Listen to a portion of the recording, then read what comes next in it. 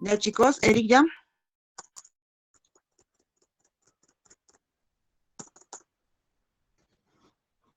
Doctora, disculpe, es que a veces la señal de internet no es constante y ese día tuvimos ese problema con nuestro compañero. No se preocupen, yo lo voy a exponer. ¿Ah? Si no, yo les... ahorita. Muy bien. Empiecen, por favor. Doctora, un momentito, por favor. Un minutito.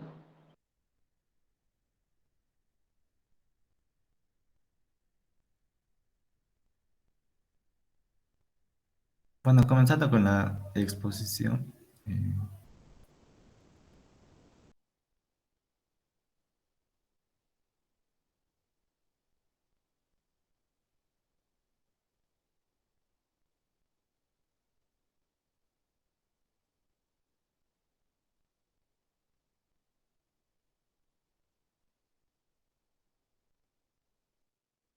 ya bueno, doctora, buenas noches compañeros. Vamos a empezar con el tema de diabetes y enfermedad cardiovascular. La siguiente, por favor.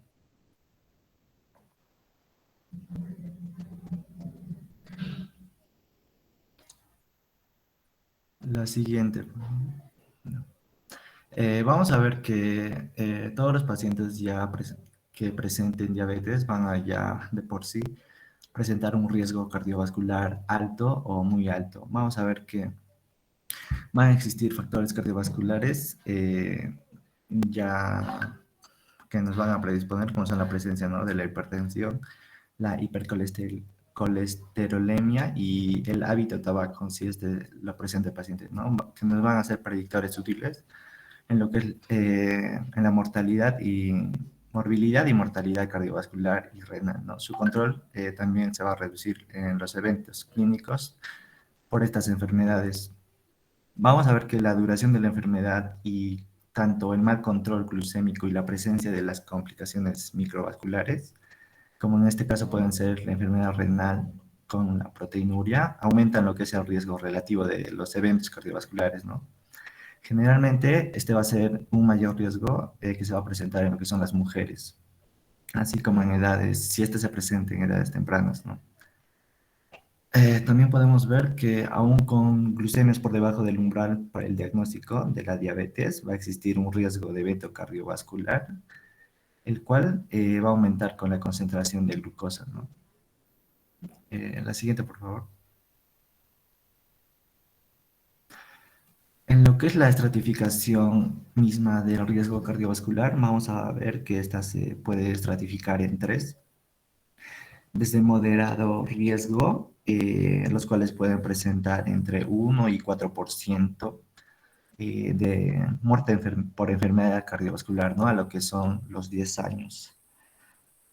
Acá podemos ver las características en las cuales se menciona un paciente joven con diabetes mellitus, menor a 35 años, ¿no? Paciente con diabetes tipo 2, menor a 50 años, como con diabetes de menor a 10 años de duración, ¿no? Sin otros factores de riesgos. En cuanto a una estratificación, a un riesgo de alto riesgo, vemos pacientes con diabetes mellitus mayores o igual a 10 años de duración, sin daño de órgano blanco o daño adicional, ¿no? Estos presentan entre un 5 al 10% de muerte cardiovascular, lo que son los 10 años.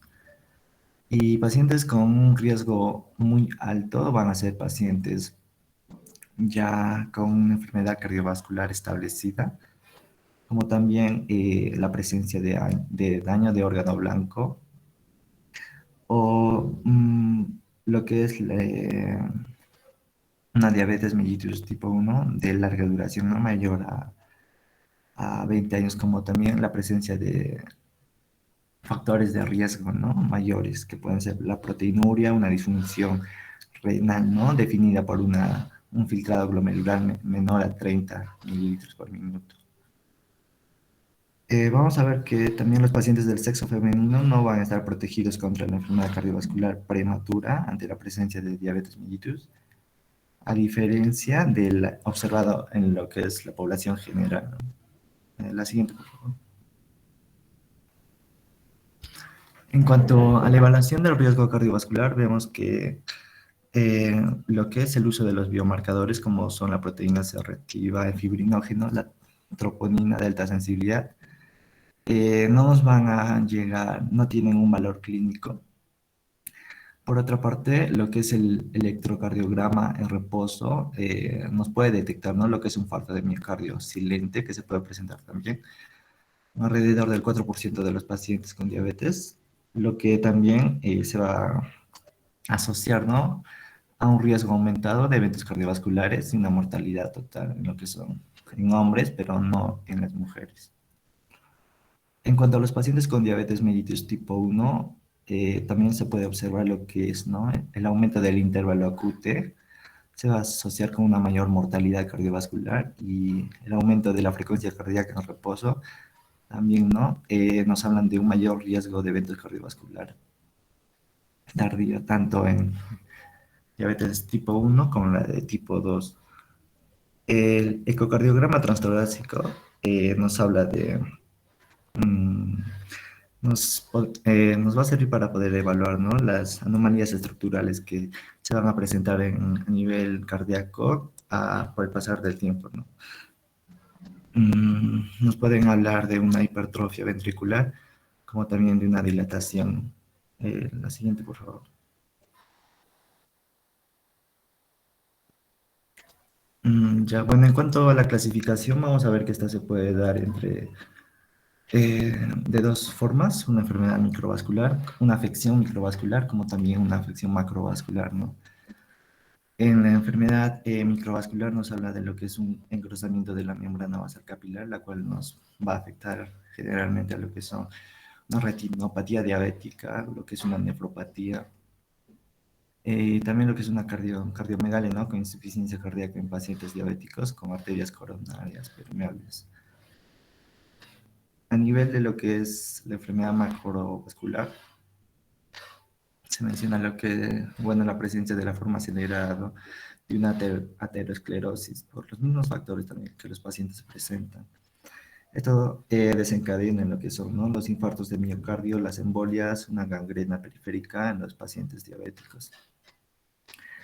También se presenta lo que es la calcificación de la capa media arterial, como también la esclerosis, ¿no?, de las arterias de calibre mediano. Eh, Estas afecciones va a afectar también a lo que es, ¿no?, las paredes de los vasos, afectando también como los componentes del sistema de coagulación, las plaquetas, alterando el normal funcionamiento de estos, ¿no? Siguiente, por favor. Ya hablando de los mecanismos exactos, mecanismos moleculares por los cuales la hiperglucemia provoca los daños tanto micro como macrovasculares, vamos a tener eh, entre estos lo que es el aumento del flujo de la vía de los polioles, que nos van a dar el NAT reducido, ¿no?, que va a exacerbar el estrés oxidativo intracelular, causando daño celular, ¿no?, ya sea a nivel de las paredes, específicamente, bueno, en las paredes de los vasos.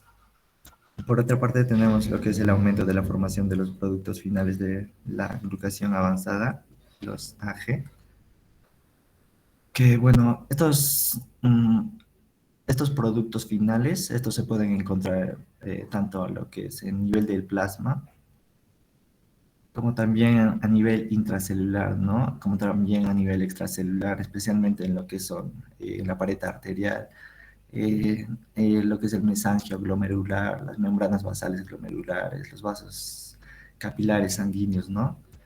Y así dañando los tejidos blandos al modificar, ¿no?, las proteínas que conforman estos. Así como el componente de la matriz, ¿no?, especialmente a nivel renal. La activación de la proteína C sinasa, que nos habla de las alteraciones que se presentan a nivel de la expresión de lo que es el óxido nítrico, sintasa, la endotelina, que son productos producidos por lo que es el endotelio, ¿no?, produciéndose también lo que es una desregulación entre estos. Y desencadenando lo que son productos como la endotelina 1, ¿no? Que nos van a producir vasoconstricción. Por otra parte, también el aumento del flujo de la vía de las exosamina, que promueven también la presentación de las complicaciones, ¿no? Como la moléculas como la PAI-1 o la TGF-alfa, beta. Siguiente, por favor.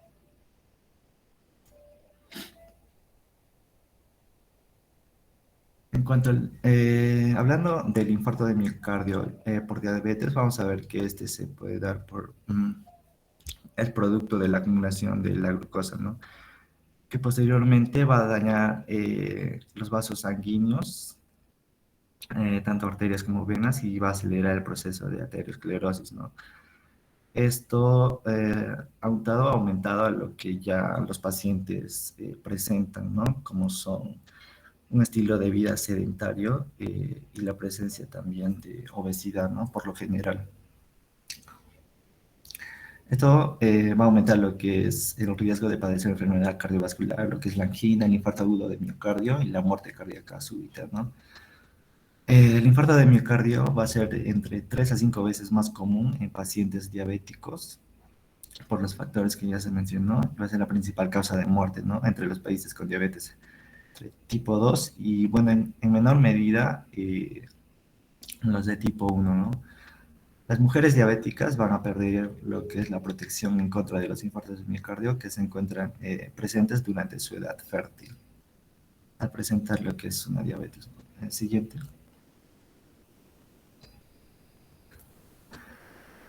Vamos a ver que el incremento del riesgo de aterosclerosis en personas diabéticas podría reflejar la combinación entre lo que es, ¿no?, la hiperlipidemia, anormalidades de la adhesión plaquetaria, los factores de coagulación que van a estar alterados, la hipertensión y el estrés oxidativo que se presentan, ¿no? Podemos ver que el 32% de los infartos diabéticos del episodio pueden ser de forma silente o presentarse únicamente como síntomas atípicos, ¿no? Como decaimiento, la sudoración, los vómitos, disnea o la confusión mental.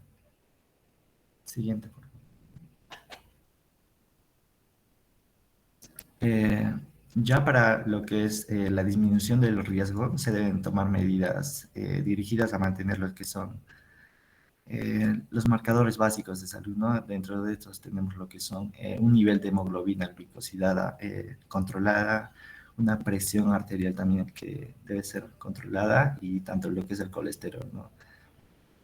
Las recomendaciones que se dan por la Fundación Española del Corazón nos habla sobre una práctica de actividad física de forma continua, lo que es controlar factores de riesgo cardiovascular, ¿no? Lo que son especialmente la hipertensión, el tabaquismo y el colesterol. También el manejo de peso,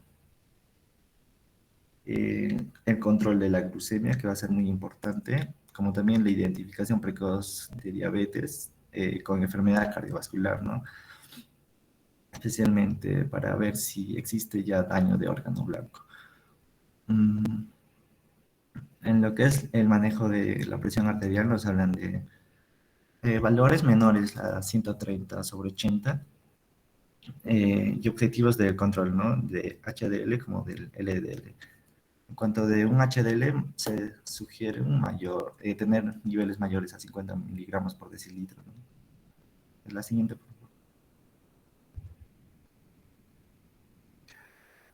En cuanto a la cardiomiopatía que se va a presentar, bueno, este va a presentar una prevalencia de un 12% con las en personas con diabetes mellitus.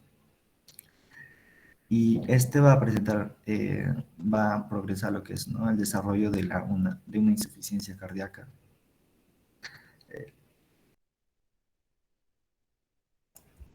En personas con diabetes, ¿no?, que va a ser independiente de la severidad de la enfermedad arterial coronaria, la edad y de la función renal que esté presente. Vemos que mediante la glucotoxicidad que presentan los niveles altos de glucosa, va a existir una disfunción microvascular y depósitos anormales de colágeno, ¿no? Lo cual nos va a dar una enfermedad miocárdica en personas con diabetes que no puede ser tributaria al efecto individual de la enfermedad arterial coronaria, ¿no? o la hipertensión o otra enfermedad cardíaca conocida.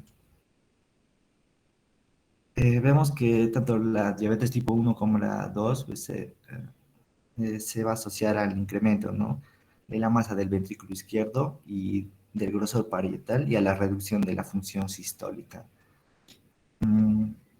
Y particularmente a la función diastólica, ¿no?, independiente de la presión del paciente, de la hipertensión arterial. Siguiente, por favor. La fisiopatología de vamos a ver que va a ir por la incapacidad del miocardio, ¿no?, para utilizar eficientemente los sustratos, ya sean los lípidos o carbohidratos.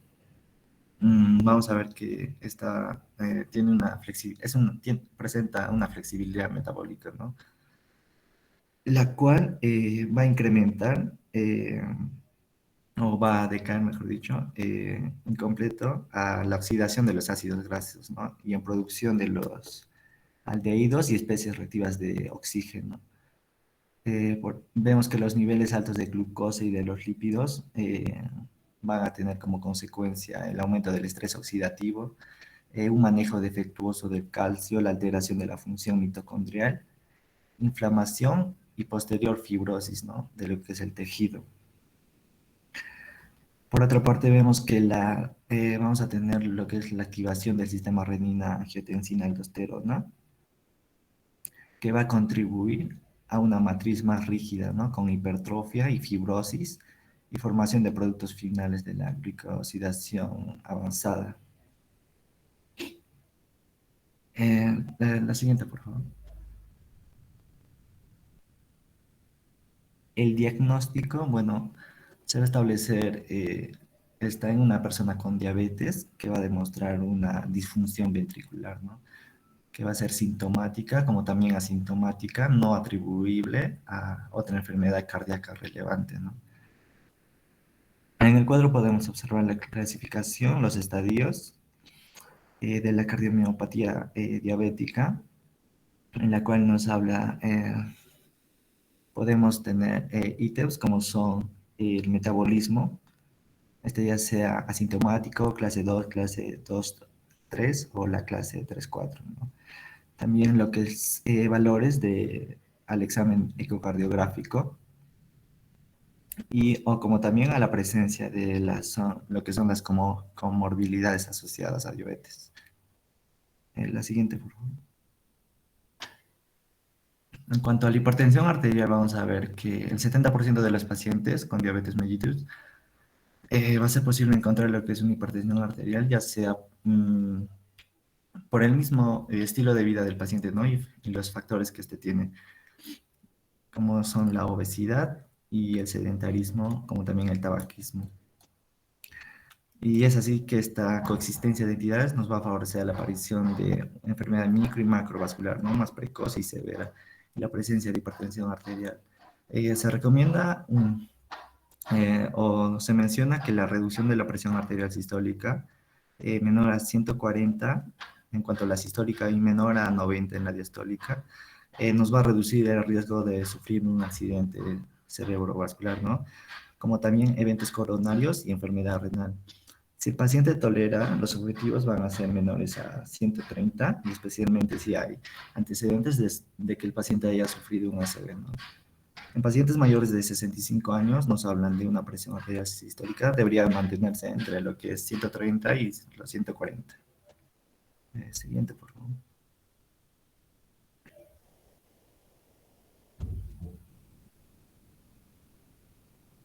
Ya hablando del manejo del paciente, tenemos, bueno, el manejo, los puntos generales nos hablan de una dieta baja en sodio, rica en verduras, frutas y productos lácteos, como también, ¿no?,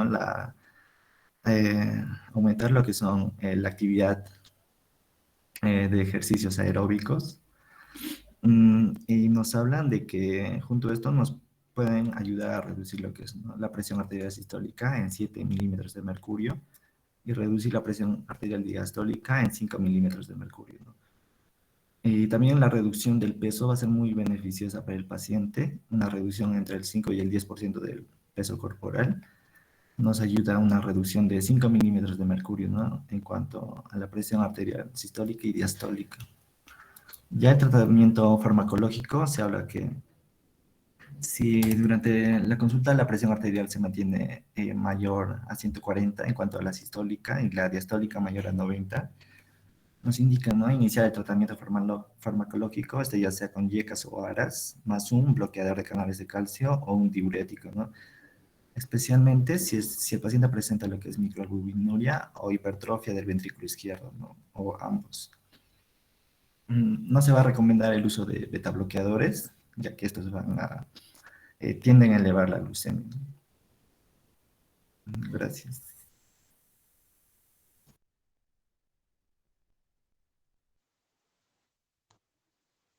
Ya, chicos, a ver, para el grupo, ¿qué escala utilizamos para saber si hay o no riesgo cardiovascular?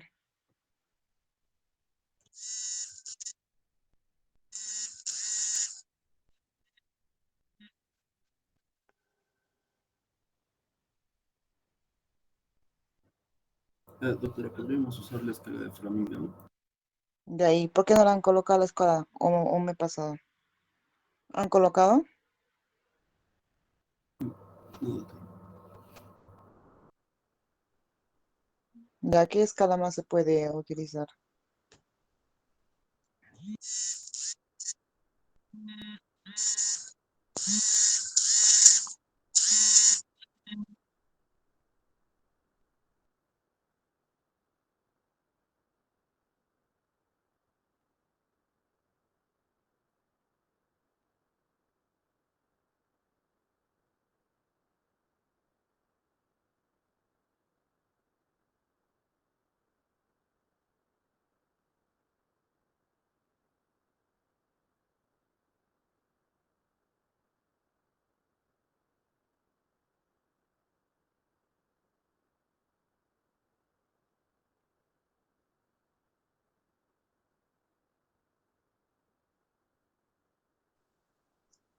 Ya, sorry, chicos, salió del medio. Ya, ¿cuánta es la incidencia de infarto de miocardio en un paciente diabético? ¿O cuál es el riesgo, digamos, de un paciente normal? ¿Cuánto es la razón, mejor? ¿Cuánto es la razón en padecer enfermedad, digamos, un infarto de miocardio que un paciente normal, sin diabetes?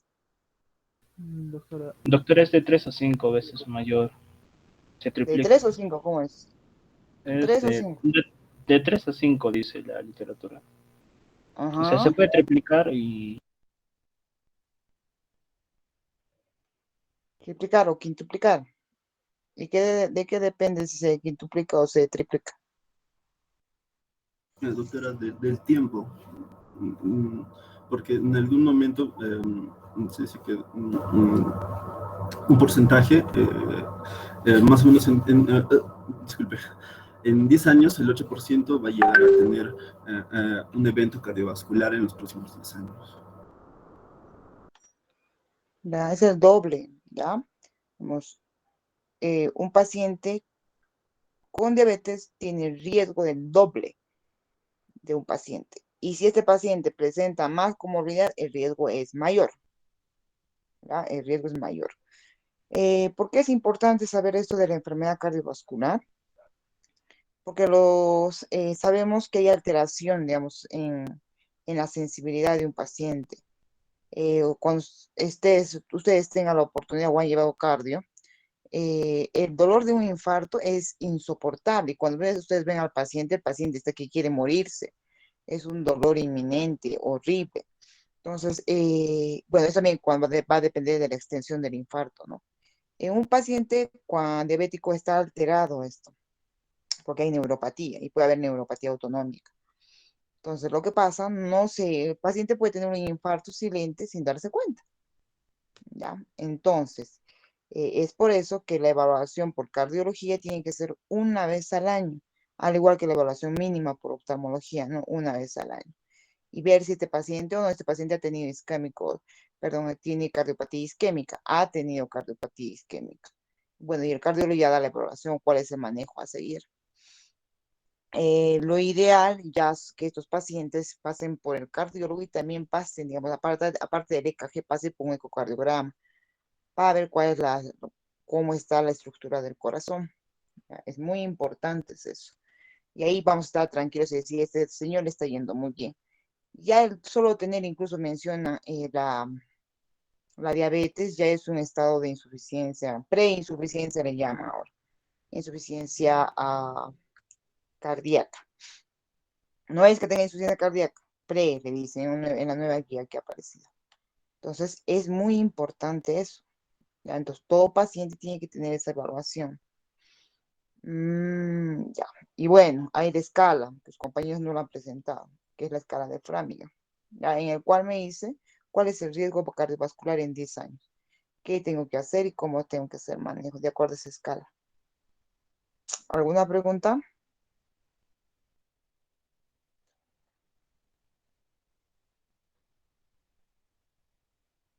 No hay preguntas.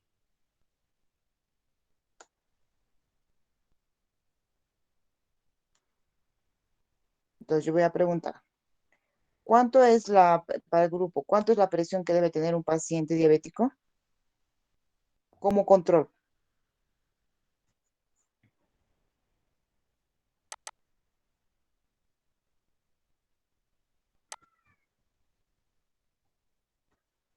Doctora, la presión debe tener menor a 140 y sobre 90.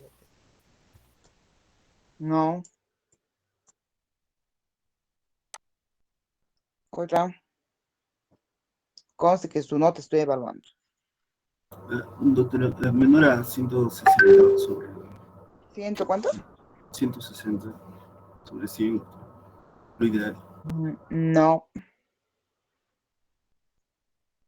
Doctora, era de 130 sobre 80 o menos. Sería lo ideal para este tipo de pacientes. Bueno, sí, 130, 80. ¿Ya? Entonces hay que tener en cuenta en los pacientes. Al igual que las anteriores complicaciones, eh, eh, la prevención es uno, la obesidad, no estar gorditos. Y ya diagnosticada la diabetes, hacer el tratamiento, el control óptimo. En un paciente con diabetes tipo 1, las complicaciones no le van a dar al toque, ¿eh? Las complicaciones te dan a los 10, 15 años, como lo han mencionado. En un paciente con diabetes tipo 2, ahí sí, muchas veces debutan con infartos.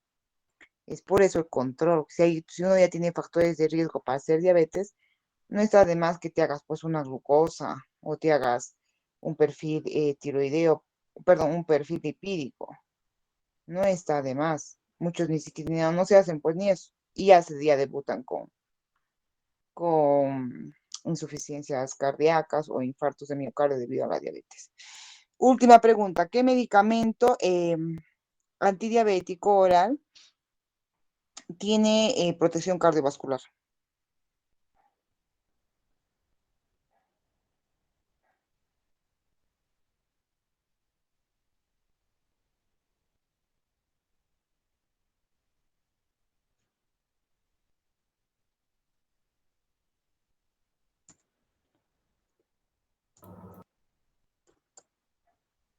Ni el grillo habla.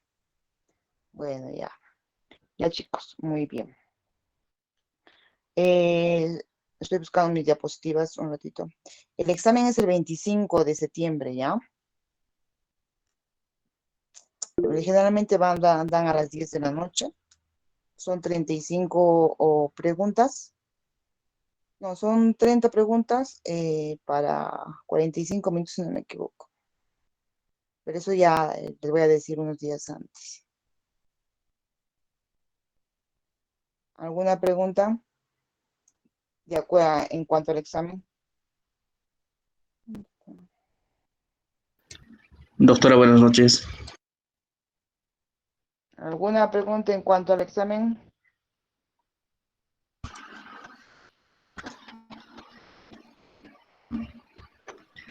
No hay ninguna pregunta en cuanto al examen. Doctora, por favor, si tendría un minutito. Es con respecto a la exposición, autora del grupo de neuropatía diabética periférica. Ya, ya he hablado. Ahorita voy a exponer, no se preocupe. Doctorita, estamos preocupados con respecto a nuestra calificación, ya ¿No que tiene es un... nota? Sí, doctora, queríamos justamente conversar con eso con usted para que por favor si nos podría entender, porque nos hemos demorado 2 minutos para poder presentar las No era- diapositivas. no Lamentablemente he eran tenido... no eran 2 minutos. Doctora, he tenido dificultades para poder presentar las diapositivas. No es una condición personal para poder faltar, es una situación de la red, ¿no? Lamentablemente he tenido esa dificultad. Por favor, le pediría encarecidamente que nos pueda considerar.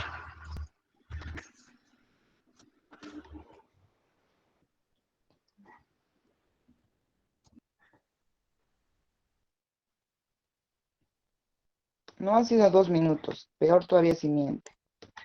Que todo está Doctora, grabado. las diapositivas estaban presentadas y cuando usted me solicitó para que mi persona exponga, era 6:04, doctora. Y Ya, pues yo había no, entrado 6:59, he entrado. Perdón, 5:59. Y sabían que tenían que exponer, tenían que estar ahí al toque todos. doctora, si me permite, Voy a discutir, pero no me parece algo lógico. Estamos ahí en el que dice que no es. Yo lo voy a exponer, no hay problema. doctora, pero estamos preocupados por nuestra calificación, doctora.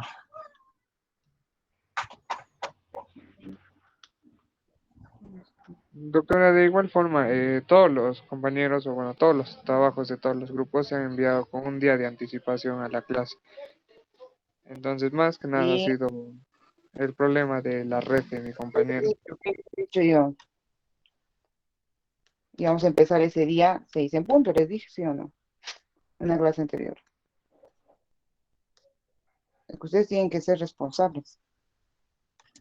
Doctora, por favor, permítanos suplir este impasse. No, no ha sido un tema que siempre se dé. Lamentablemente la red es difícil a veces cuando hay bastante conexión, doctora, por favor. Va a imponer por menos de la nota, no con la misma nota, si es que quieren. Está bien, doctora, por favor. Gracias, doctora. Muchas gracias, doctora. Ya, un rato.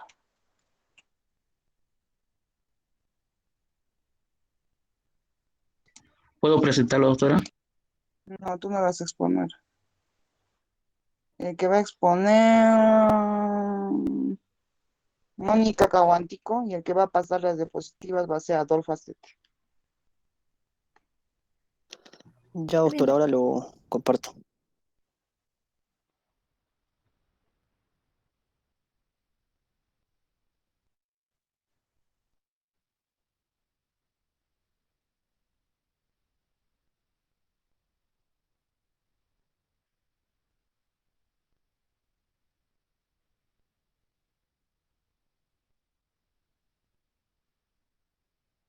Ya.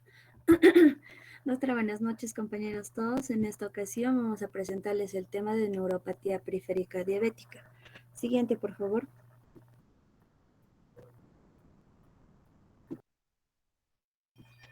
Bueno, vamos a tener en cuenta que frente a la introducción de este tema va a ser una complicación neurológica, ¿no? Que va a ser el más común que se va a presentar en ambos tipos de diabetes.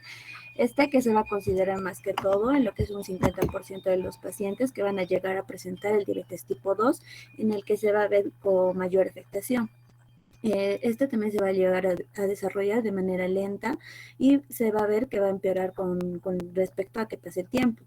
Ahora, en el caso de la neuropatía periférica, no vamos a ver que va a afectar lo que es el sistema nervioso periférico, que se va a dar a nivel de diferentes formas. Esto que vamos a ver de acuerdo, ya sea a un impacto con respecto a su función motora o a su función sensitiva y autónoma con respecto a los músculos, y por ello va a llegar a presentar lo que es múltiples etiologías, ¿no es cierto? Bueno, en este caso. Vamos a ver también que va a llegar a lo que es afectar los brazos, las manos, las piernas y los pies. Siguiente, por favor. Ahora, con respecto a la epidemiología, vamos a ver que la diabetes mellitus va a ser uno de los principales problemas de salud que va a tener una mayor prevalencia, ¿no? Con respecto a, en el mundo. Esta enfermedad va a ser una causa de alta morbilidad y de mortalidad que se va a llegar a presentar a través de diferentes complicaciones micro y macrovasculares. Se va a dar frecuentemente lo que es en diabetes tipo 2 y su prevalencia se va a incrementar con respecto a los años que el paciente va a llegar a padecer esta enfermedad. Ahora vamos a ver que va a llegar también a incluir lo que es grupos de síndromes clínicos que van a llegar a presentar manifestaciones en el que van a involucrar los diferentes nervios periféricos, somáticos y autonómicos, que se va a ver que esta prevalencia e incidencia va a ser cercana a lo que son un 60%. Con respecto a su etiología, vamos a ver que la neuropatía diabética va a llegar a afectar lo que es aproximadamente un 25% en los pacientes diabéticos. Y va a estar caracterizado más que todo por una neuropatía distal simétrica que se va a asociar lo que es a un dolor crónico que va a ser de causa generalmente vascular y que va a llegar a provocar lo que es una lesión en los nervios sensitivos primarios que se va a presentar ya sea por una hipoxia neural o una déficit de nutrientes. Ahora se va a ver que también va a presentar un predominio con una lesión en las fibras cortas y las alteraciones que se van a presentar con mayor frecuencia van a ser lo que es el dolor y las parestesis, junto con diferentes alteraciones tempranas del umbral térmico, ¿no? Ahora, en cambio, si el predominio va a ser en las fibras largas, estos síntomas ya también van a ser más que todo lo que es la disminución o la pérdida de los diferentes reflejos osteotendinosos, así como de los umbrales dolorosos y vibratorios. Siguiente, por favor. Ahora vamos a presentar dentro de esto los tipos de neuropatías periféricas, en el que vamos a encontrar lo que es la neuropatía periférica aislada, que se va a presentar, va a ser más que todo la afectación de la distribución del único nervio, en este caso que se va a conocer como el mononeuropatía, o ya sea de varios nervios que van a ser la mononeuropatía múltiple. Va a estar caracterizado más que todo por un inicio repentino que va a presentar subsiguientemente lo que es una recuperación de toda o de la mayor parte de lo que es de la función. Ahora esta neuropatía más que todo se va a atribuir lo que es a la isquemia vascular o los diferentes daños que se van a causar por traumatismos. Su afectación va a ser más que todo lo que se va a presentar en los nervios craneales o en los nervios femorales que van a llegar a predominar y van a llegar a presentar lo que es anormalidades motores. Ahora, con respecto a la exploración clínica, vamos a ver que más que todo va a llegar a presentar los signos de debilidad, lo que es principalmente en el tercer, cuarto y sexto par craneal, que va a llegar a ser sin afectación lo que es en la pupila, y va a llegar a presentar una recuperación plena de en el tiempo de 6 a 12 semanas. Ahora también va a llegar a presentarse lo que es una amiotrofía diabética, que se va a llegar a presentar con un inicio de un dolor intenso que se va a encontrar en la parte anterior del muslo y que después, ya sea de unos días o de semanas, este dolor también va a exhibir lo que es una debilidad o va a llegar a mejorar en este caso, ¿no? Ahora, para el tratamiento de este tipo de neuropatía periférica vamos a tener en cuenta lo que es la analgesia y el mejoramiento de un control diabético.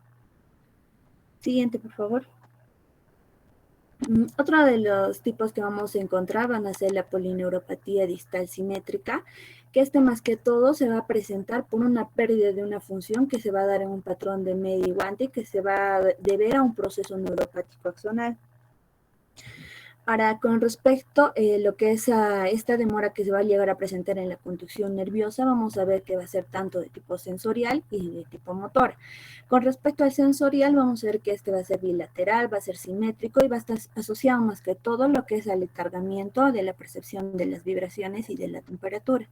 Y con respecto a lo que es de la motora, vamos a ver que va a haber una denervación de los músculos del pie, lo cual va a llegar a provocar la deformidad, que se va a conocer como el agarre de Ortegos, y que va a llegar a presentarse también un desplazamiento distal de lo que es la almohadilla grasa plantar anterior, así también como va a llegar a aumentar lo que es las presiones plantares. Ahora vamos a encontrar dentro de esto que van a haber cambios radiológicos iniciales, que van a ser la subluxación articular, así como también las fracturas periarticulares. Y va a haber una destrucción osteoclástica que va a llegar a conducir a una inestabilidad de estas articulaciones o a un daño, ¿no? Que va a llegar a ser particularmente lo que es en el medio pie.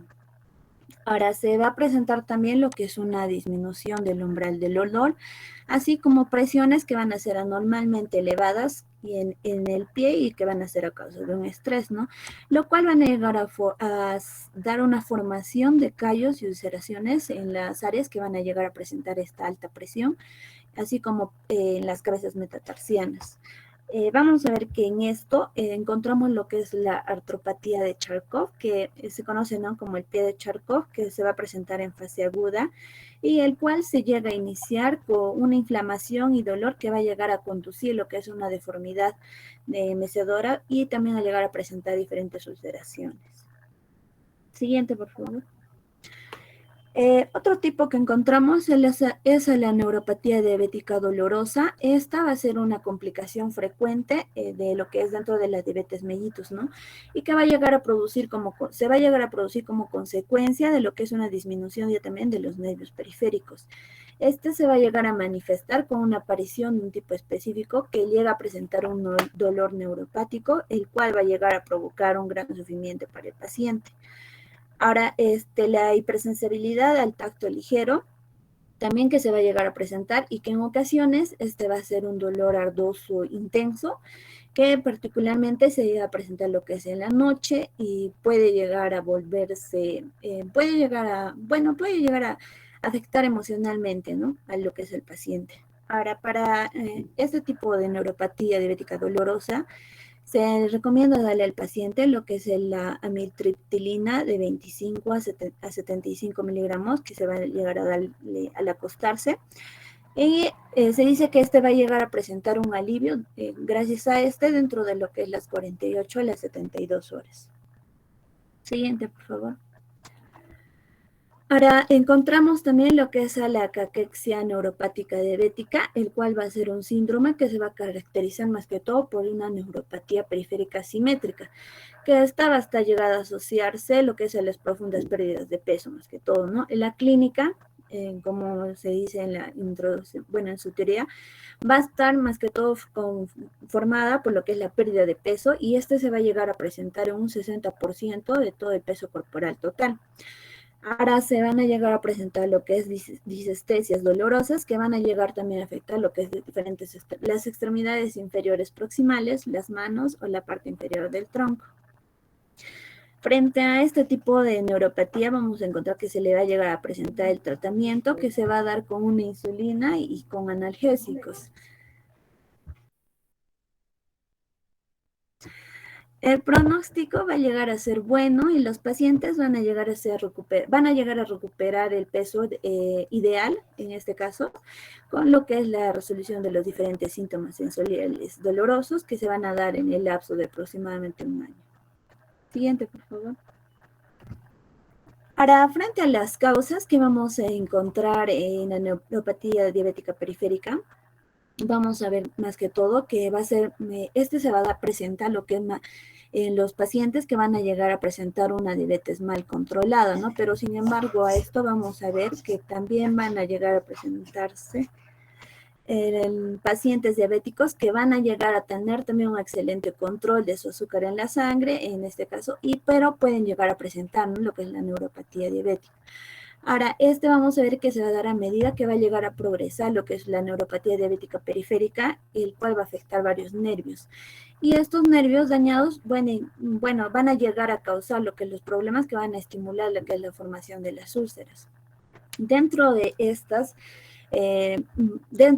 causas vamos a encontrar ejemplos como, bueno, por ejemplo, vamos a ver lo que es las disformidades. Como vemos en la imagen, van a ser los juanetes o los conocidos dedos de martillo, ¿no? Al igual también que vamos a encontrar que el paciente va a llegar a presentar lo que es un adormecimiento, pero del cual no llega a darse cuenta del todo al llegar a pisar algo pequeño, o bueno, un objeto pequeño, o llega a cortarse lo que es con la piel, ¿no? Ahora también vamos a ver Retrocede, por favor. Ya. Vamos a observar también que va a haber una piel agrietada que se va a dar como, bueno, su causa va a ser por una neuropatía neurovegetativa, ¿no? Que esta va a llegar a combinarse con un adormecimiento que se va a llegar a presentar por una neuropatía sensitiva, así también como una neuropatía asociada con una neuropatía motora, ¿no? Siguiente, por favor. Ahora, dentro de la clínica vamos a encontrar que los pacientes van a llegar a presentar lo que es tanto trastornos motores, trastornos sensitivos, trastornos tróficos y trastornos neurovegetativos. Dentro de los trastornos motores vamos a ver que este se va a dar principalmente lo que es en los miembros inferiores distales, en los cuales vamos a encontrar parálisis, parestesias bilaterales o parestesias simétricas, así también como tono muscular o reflejos que van a encontrarse disminuidos o ya sean abolidos. También dentro de los trastornos sensitivos, ya también que vamos a encontrar lo que es parestesias, en el que se van a presentar, ¿no?, lo que es hormigueos, adormecimientos, hipoestesias o anestesias distales, que estas anestesias distales tendríamos lo que es el guante de bota, ¿no? Ahora, en los trastornos tróficos, que se va a dar más que todo lo que es en la piel y en los anejos, que va a presentar atrofia muscular y llega a presentar también úlceras o escaras, que se va a llegar a presentar en un estado avanzado. Y en los trastornos neurovegetativos, que vamos a ver más que todo lo que es la anhidrosis, una hipotensión ortostática, va a llegar a presentar diarrea, estreñimiento, poliaquiuria, taquicardia, salivación exagerada y hasta impotencia.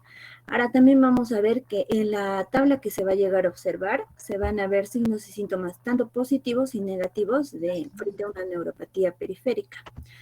Ahora, dentro de estos hemos visto, ¿no?, lo que son las motoras, en los cuales vamos a ver que el primer cuadro muestra unos síntomas negativos, en los cuales nos muestra una debilidad, una hipo, una reflexia, una hipotonía y deformidades esqueléticas. Ahora, frente a los signos positivos que llega a presentarse aquí, vamos a encontrar lo que son las fasciculaciones, a los calambres, las mioquimias, piernas inquietas.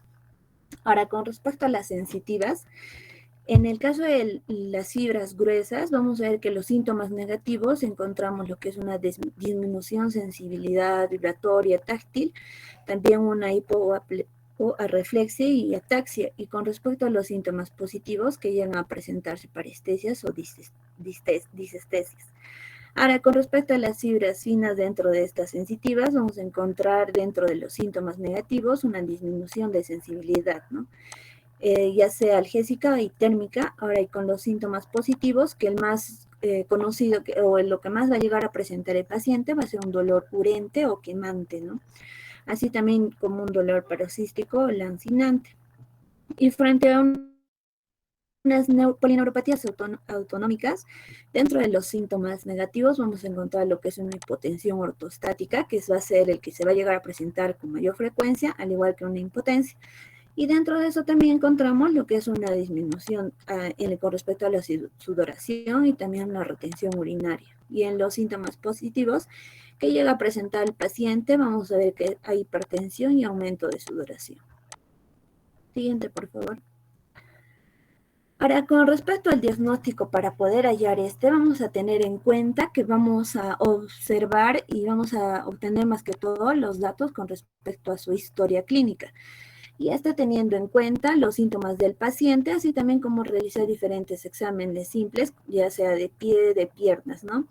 Y en esta evaluación en el cual vamos a incluir que tenemos que revisar en el paciente lo que es los reflejos del paciente, así como la capacidad de sentir, ya sea un contacto suave o capaz de sentir lo que es una vibración, ¿no? Ya que, como se vio anteriormente, algunos pacientes no sentían al momento de llegar a pisar un objeto o cortarse, ¿no? Y se va a llegar a controlar, ya sea con lo que es más que todo la fortaleza y el tono muscular que se va a llegar a presentar general, así como los reflejos de los tendones y lo que es la sensibilidad al tacto y la vibración. Ahora, posteriormente a este diagnóstico, vamos a ver que vamos a ya lo que es el examen físico y también poder realizar otras pruebas, ¿no? Dentro de esto encontramos lo que es a la prueba de respuesta muscular, a la prueba de filamentación, las pruebas sensitivas y examen de conducción nerviosa, que en este caso sería lo que es una biopsia cutánea, que se ha visto que tiene una sensibilidad de un 90%, ¿no? Ya que va a llegar a presentar lo que es una densidad de la fibra nerviosa sensitiva en sí. Y también una biopsia de nervios. Siguiente, por favor. Ahora, con respecto al tratamiento, que vamos a tener en cuenta que lo principal que debemos de hacer es aliviar más que todo el dolor que va a llegar a presentar el paciente. Ahora, lo segundo, que va a ser reducir lo que es más que todo el avance de esta enfermedad, ¿no? Y por último, también lo que es controlar las complicaciones y llegar a restablecer las funciones en este caso del cuerpo, ¿no? Y este se va a llegar más que todo a centrar lo que es con respecto al control a nivel del azúcar en la sangre del paciente, ¿no? Y llegar a darle lo que es los antidepresivos tricíclicos y los antiepilépticos, que los cuales van a seguir siendo fármacos en este caso de elección para como primera línea para el tratamiento de neuropatía diabética periférica, ¿no? Ahora, con respecto a lo que es la prevención, vamos a ver que en este caso ya también tenemos que hacerle darle cuenta al paciente que él va a ser el que va a jugar un papel importante, ¿no? Que ya sea para minimizar el riesgo de poder empeorar esa enfermedad o poder desarrollar lo que es la neuropatía diabética periférica y así poder prevenir diferentes posibles consecuencias que va a llegar en un futuro. Ahora, dentro de esto vamos a tener que presentarle algunas medidas de prevención, las cuales van a hacer que más que todo el paciente llegue a mantener un bajo control con respecto a los niveles de azúcar en su sangre. También lo que es usar calzado, que va a llegar a tener una medida correcta para, bueno, hay diferentes calzados, ¿no? Al menos para ese tipo también que se llegan a presentar, que va a ser para poder evitar lo que es la formación de las llagas y lo que es también importante para realizar los diferentes controles, ¿no? Que se tiene que realizar periódicamente.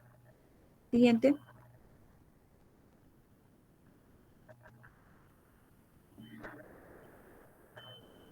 Y eso sería todo. Gracias.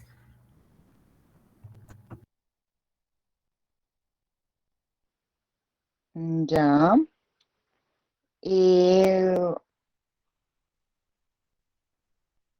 En la evaluación para ver si hay diabético, ¿cuáles son los instrumentos que utilizo?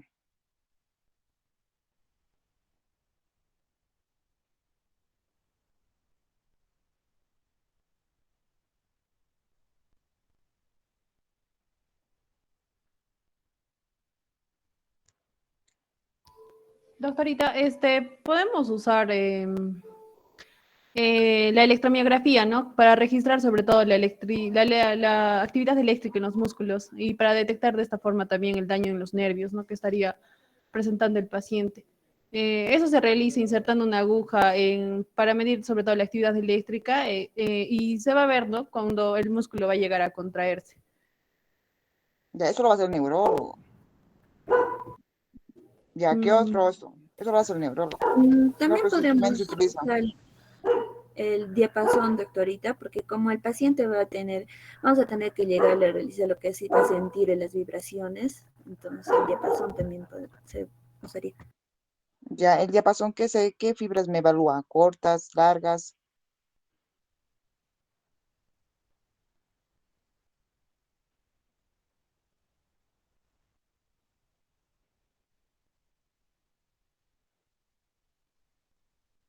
Principalmente en esto, pero vamos a evaluar lo que son las fibras cortas para ver si hay la flexión, extensión de los dedos del pie, en este caso. Como con el diapasón voy a ver la extensión. El monofilamento, ¿han escuchado, han investigado el monofilamento? ¿Qué sensibilidad me mide el monofilamento?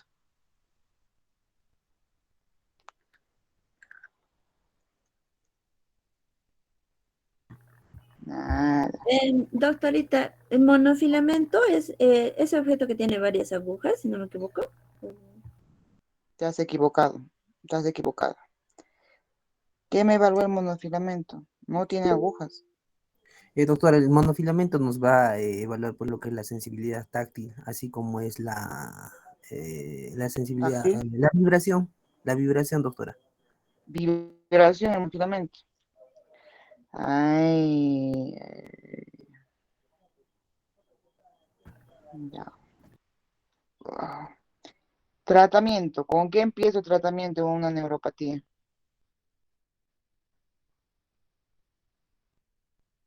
Doctorita, el tratamiento, según la teoría, nos indica que primeramente hay que valorar la disminución del dolor, ¿no? Y para esto principalmente se utiliza la amitriptilina como primer fármaco de uso. No. ¿Otra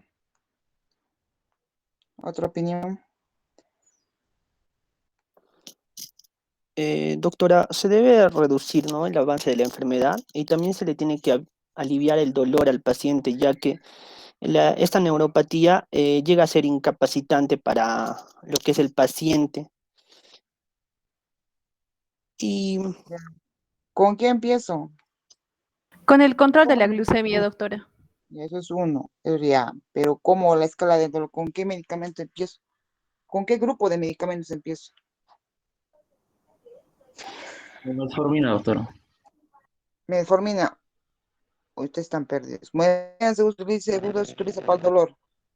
Doctora, el antidepresivo, que era el amitriptilina. Amitriptilina. Usaríamos la gabapentina y la morfina, doctora, en este caso.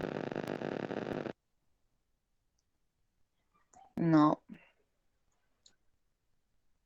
Para lo que es picazón o irritación, doctora, encontraremos lo que es la capsaicina. Bueno,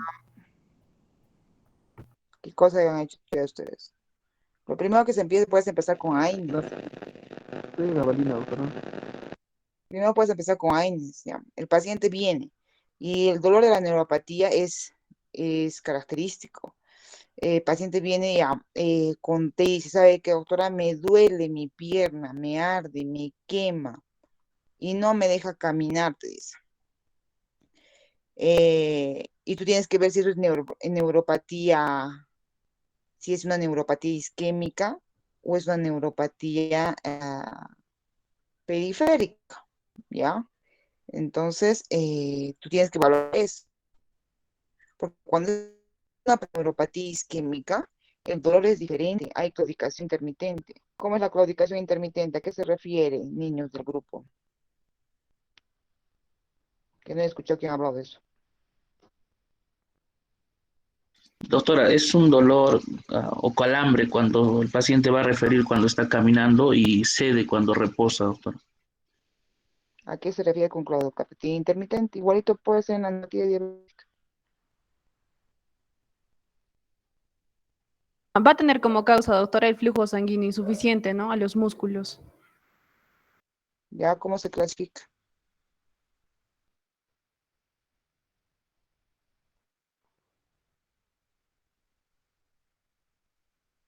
Bueno, ya.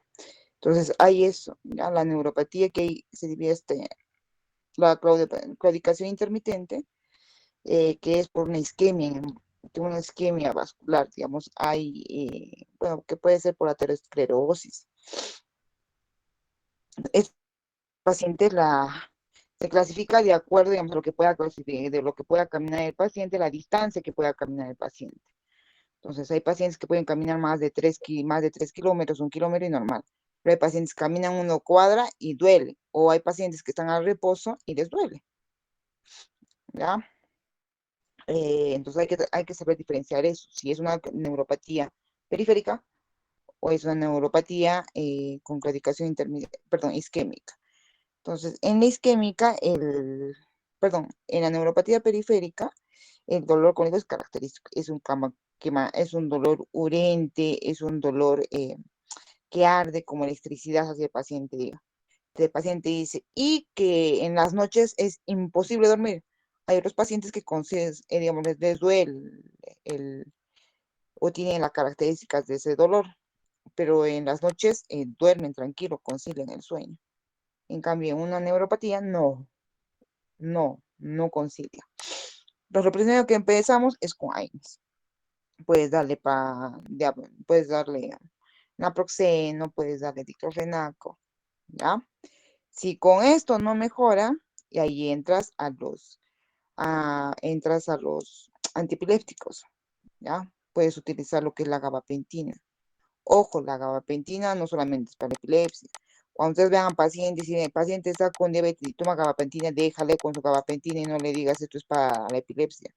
Hay médicos, así que nosotros le damos gabapentina, van a su posta. ¿Pero por qué te han dado esto si esto es para la diabetes? Se les da, y ustedes mismos lo han visto por qué. Si a pesar de esto sigue molestando, podemos dar antidepresivos antitricíclicos. Esto es la amitriptilina y vamos dosando la dosis, la dosis vamos titulando, máximo 25. Si a pesar de esto sigue doliendo, damos lo que son opiáceos, ya como es el tramadol. Igual vamos titulando la dosis. Hay pacientes que tenemos así. Tenemos con gabapentina, tenemos con amitriptilina y también tenemos con tramadol. Y si a pesar de esto sigue doliendo, ya pues hay que hacer más, es manejo del dolor, ¿no? E incluso pacientes pueden recibir en parches, ¿cómo se llama este parche? Bupivacaína, no es bupi, ¿cómo se llama esto? Ahorita voy a recordarme. Entonces damos de algo que el dolor ya sea más controlado con algo que sea continuo, ¿no? ¿Y qué es el ácido alfa lipoico? Se han estudiado lo que es o se han visto, han investigado lo que es neuropatía. ¿Para qué doy el ácido alfa lipoico, chicos? Uy, ya son las 7. Como Para disminuir antioxidante, doctora. niveles de glucosa en ¿Cuál sangre. ¿Cuál es el mecanismo de acción? ¿Por qué no lo han puesto en su exposición?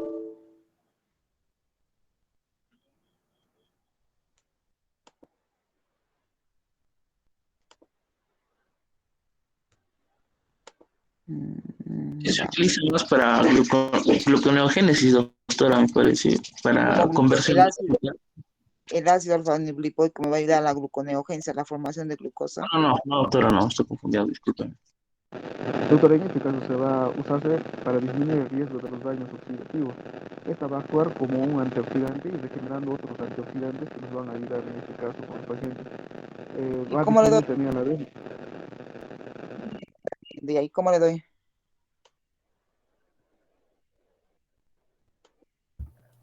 Sea, doctora, 30 minutos antes de cada comida o ya también sea 2 horas después. Ah, ya, pero como 2, 3, 4, 5 veces, ¿cómo le doy? Ay, pequeña. ¿Por qué les cargo más en neuropatía? Porque es un tema esto, que ustedes van a ver todo el tiempo en pacientes diabéticos no controlados. Van a ver, y cuando les digo esto de la evaluación del pie, es importante y que no lo han mencionado. Ahí se evalúa uno con el monofilamento. Después del monofilamento evaluamos el pie con lo que es el diapasón.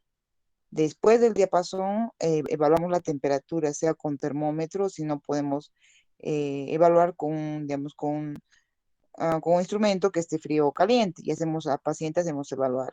Lo otro son reflejos, evaluamos con un martillo. Para eso es el martillo en los pacientes, para evaluar. Y de acuerdo a eso sacamos si es una neuropatía leve, moderada o severa. Si es leve, tiene una puntuación de 0 a 5. De 5 a 8 es moderado y de 9 a 10 es severo. Por eso no lo han puesto, ¿no?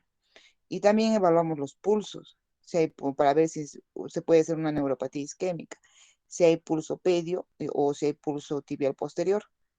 Si está presente, si es muy fuerte, es débil o no hay, ausente. Eso lean.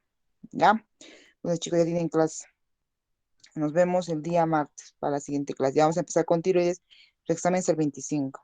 ¿Ya? Estudien. Doctora, muchas gracias y mil disculpas por el retraso, doctora. No va a volver a pasar. Gracias. Gracias, doctorita. Chao, pequeño. Chao.